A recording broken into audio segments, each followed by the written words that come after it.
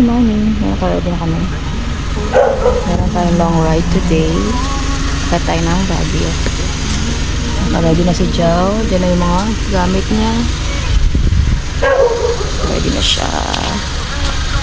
Ready na siya. So, yan, family trip siya. Kaming 4 lang.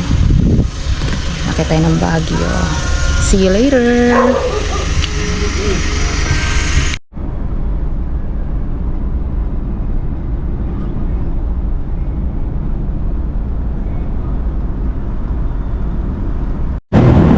Stop over! Dito tayo sa McDo. Ayan. Nabili lang ng snack ng 2 bagets ko.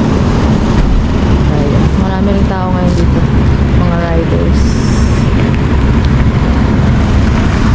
Kapagpahinga na ng konti si Papa and ayan, ready na ulit tayo maglakbay kasama si Joe. Let's go!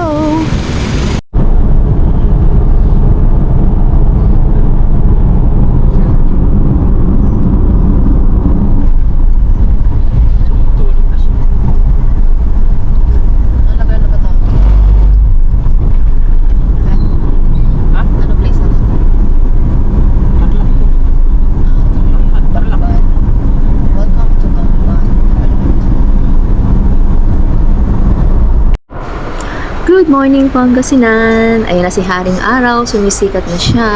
Ayan, umalis nga pala kami ng Bataan around 2:30 and nakarating kami dito sa Pangasinan ng 7 AM na.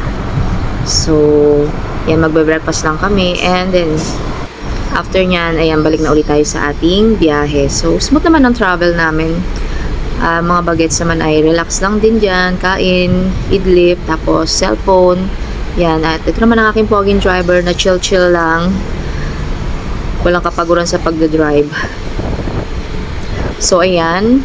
Nandito na tayo, paakyat na tayo ng Baguio. So, from Pangasinan, 2 hours na lang siya ang travel natin para makarating tayo dito sa Baguio. At ayan, nakita mo na diba yung mga puno, yung mga bundok, yung mga nagkagandahang tanawin nila.